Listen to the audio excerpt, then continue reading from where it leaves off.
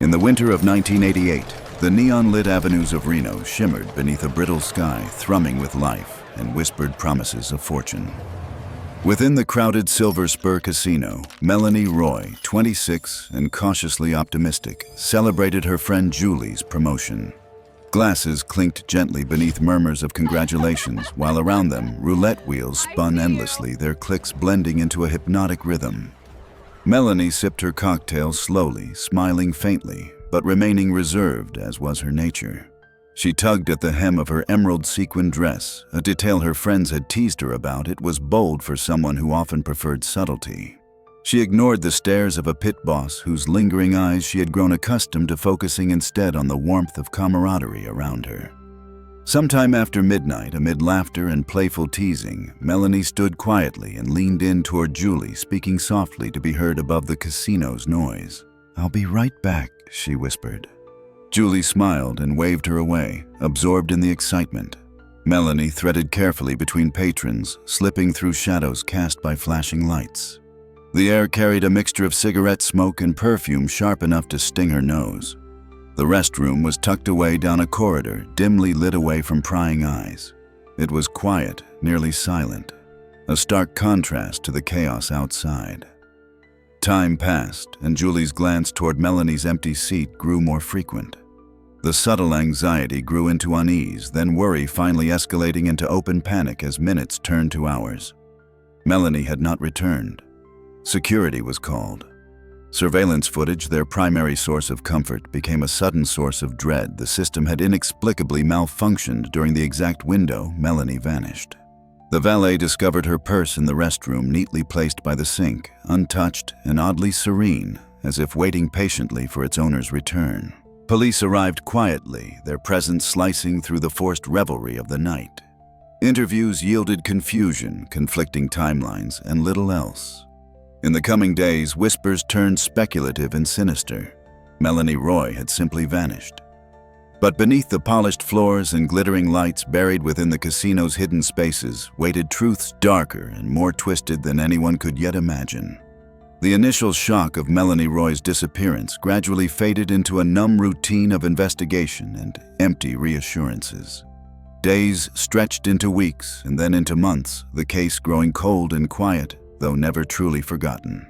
The Silver Spur Casino returned to its typical rhythm of jingling coins and distant laughter masking the shadows beneath.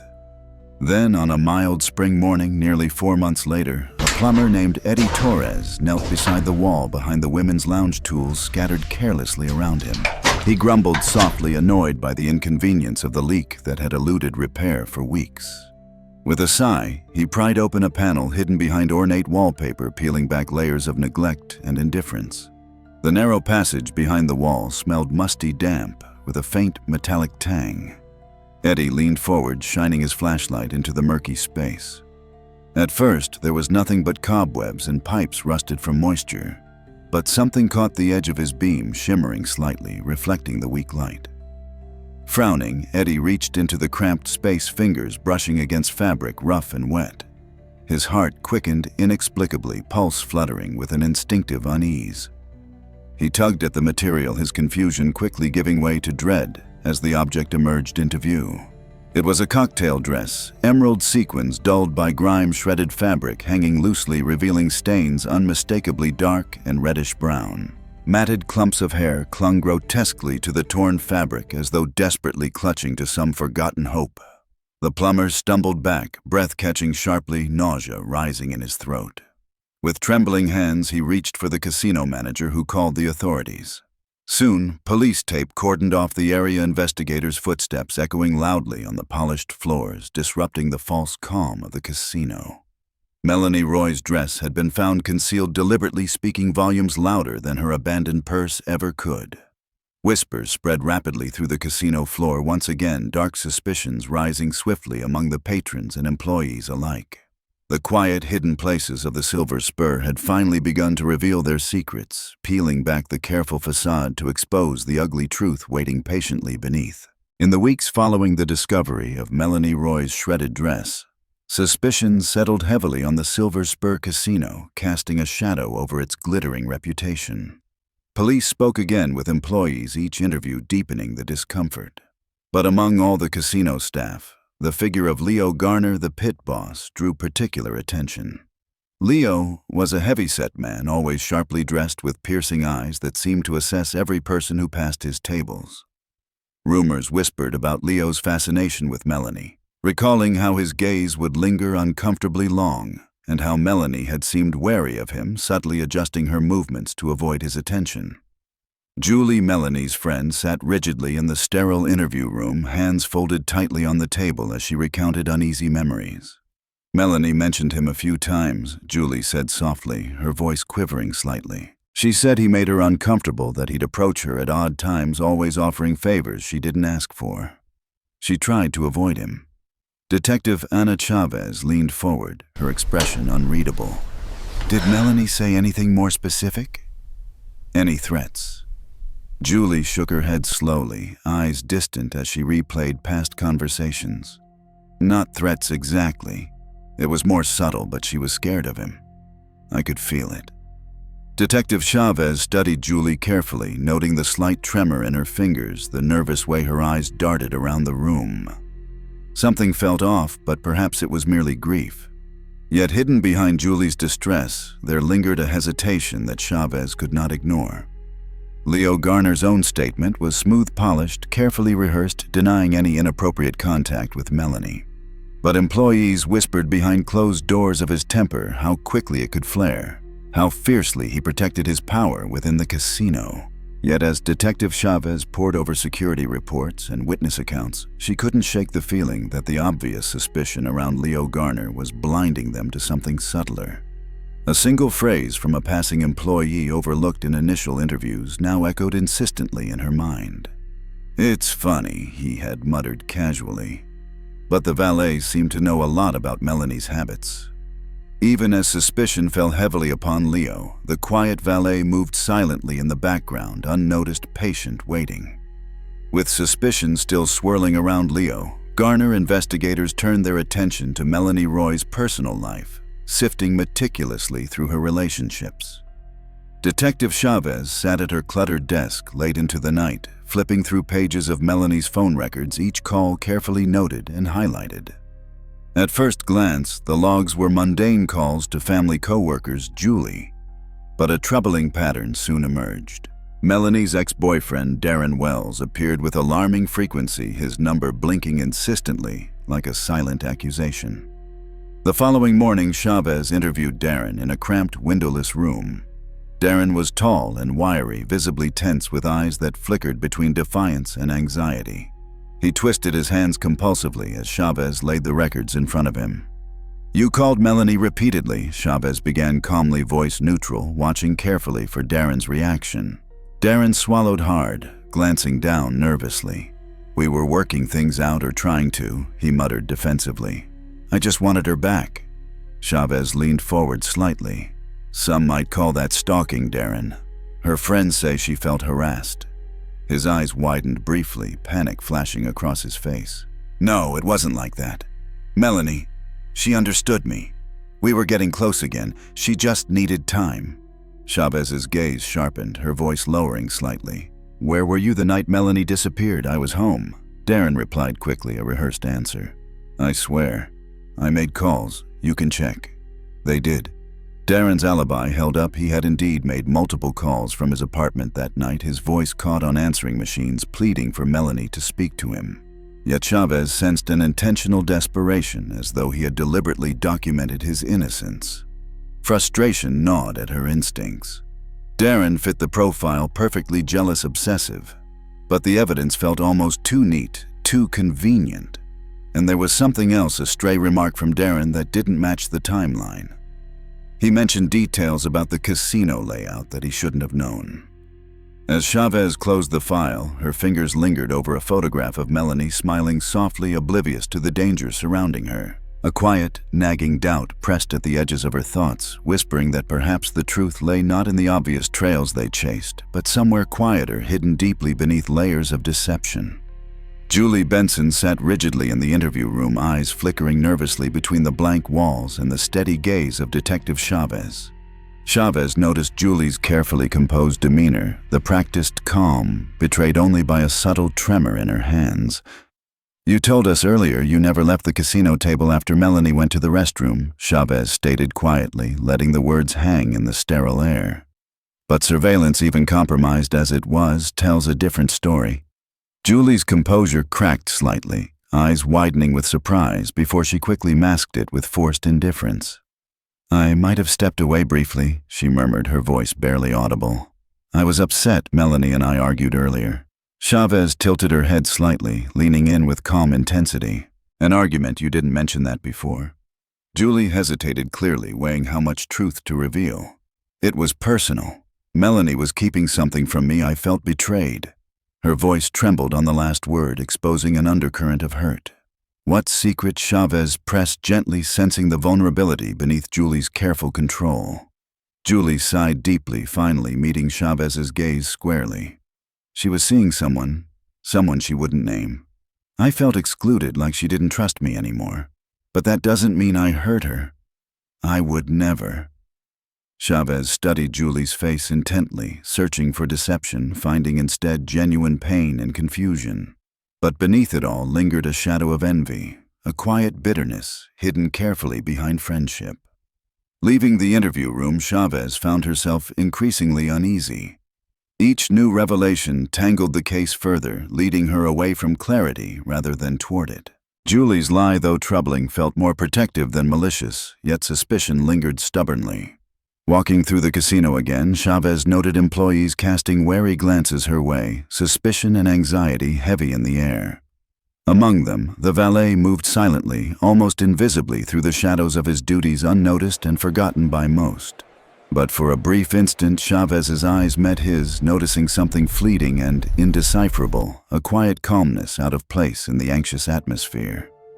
As Chavez walked away, that single glance nagged at her, a whispering instinct that the most dangerous lies were perhaps not loud accusations, but silent omissions hidden behind a facade of normalcy. Days later, Detective Chavez stood alone in the quiet confines of the casino's private elevator lobby, staring intently at the polished floor tiles beneath her feet.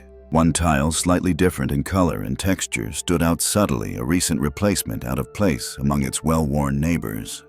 It was here that forensic technicians had discovered a tiny emerald sequin melted into the grout, unmistakably matching Melanie Roy's torn dress. Chavez turned sharply at the sound of approaching footsteps.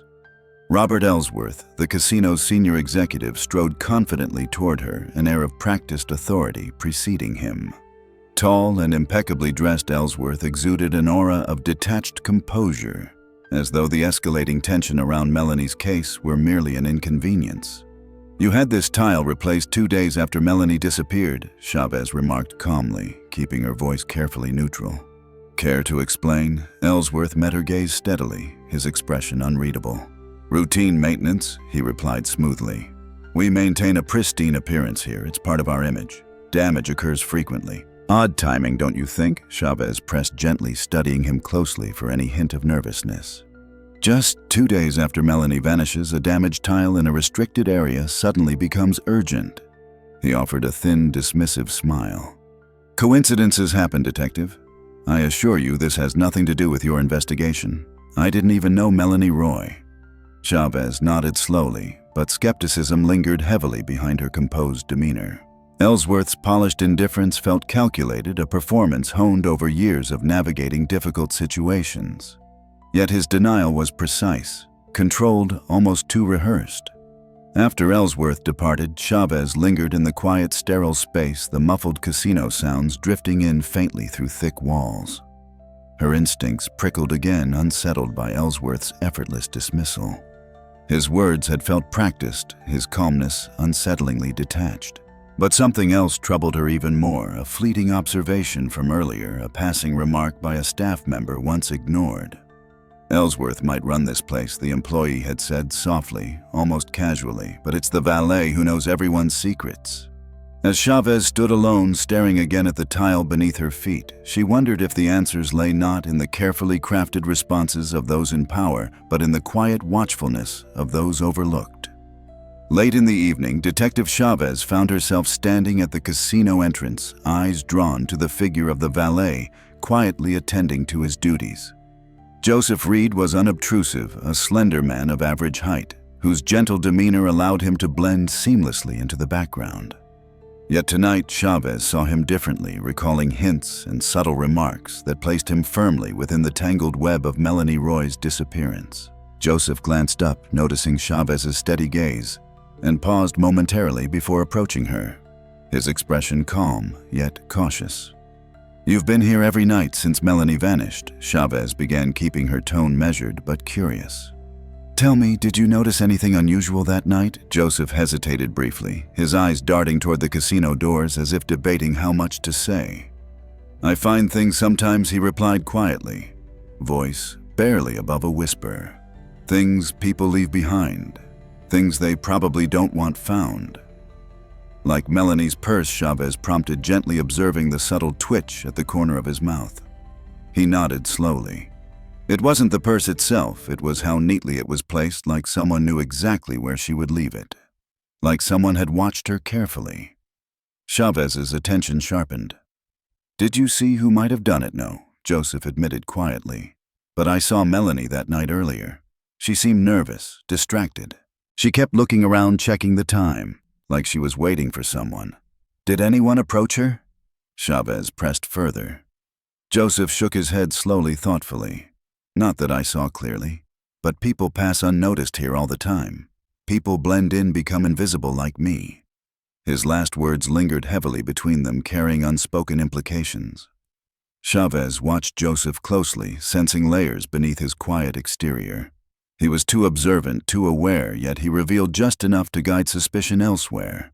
As Joseph walked back to his duties, Chavez felt a chill, a gnawing doubt taking root deeply within her instincts.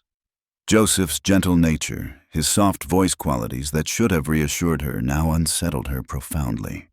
She had assumed danger wore the face of power or jealousy, easily recognizable. Yet Joseph Reed's quiet presence, his whispered truths, hinted at something far subtler and more dangerous.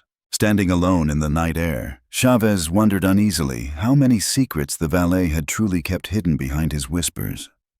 The tension surrounding Melanie Roy's disappearance intensified, seeping into every conversation and glance exchanged within the casino walls.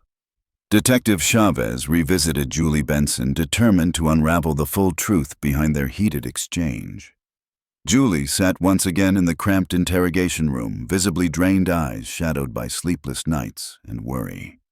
Chavez gently but firmly pressed the issue. "Tell me exactly what your argument was about," Chavez urged, leaning forward, capturing Julie's hesitant gaze.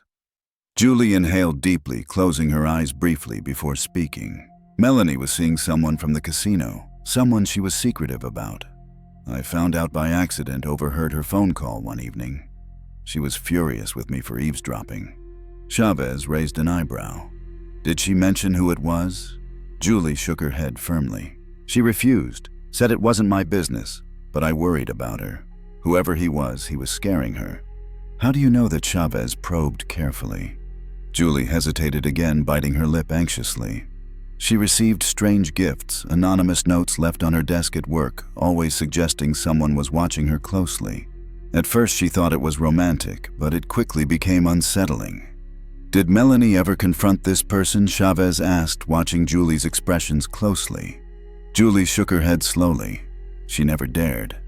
Melanie was brave, but not confrontational. She was planning to quietly end things, but she feared his reaction.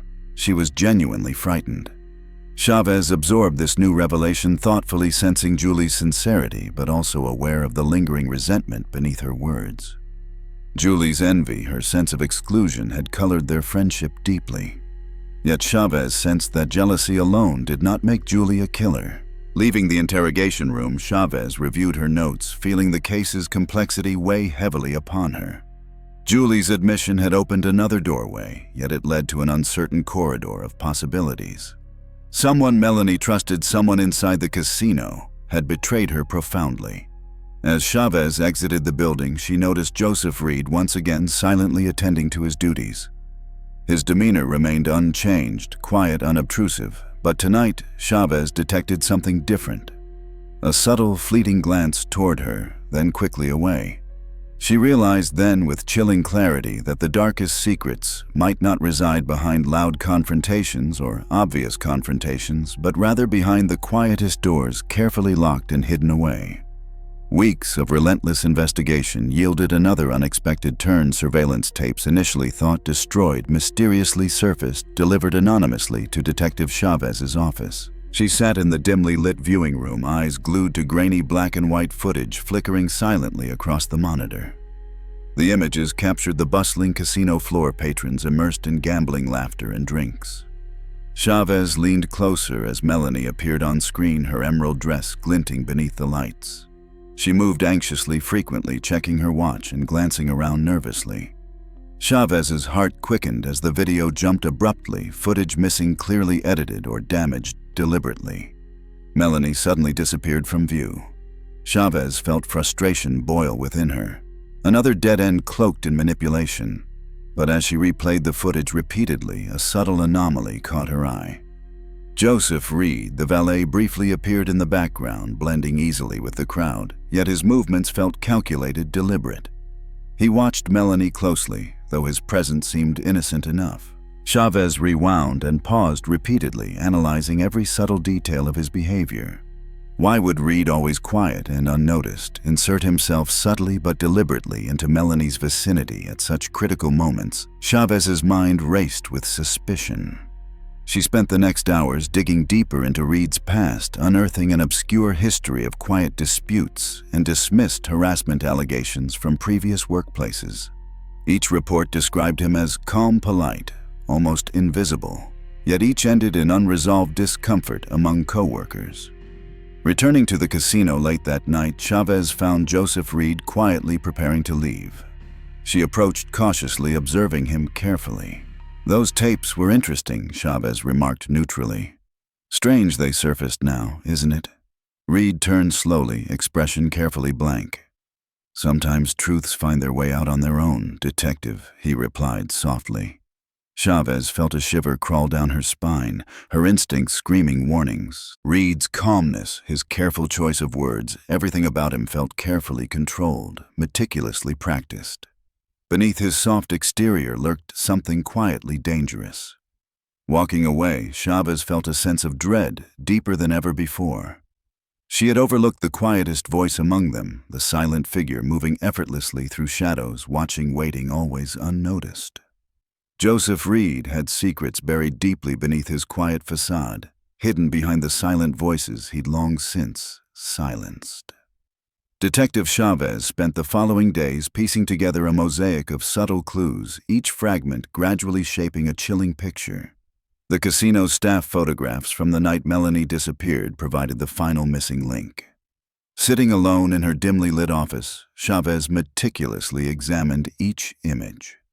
Her gaze settled on one photograph capturing a crowded gaming table.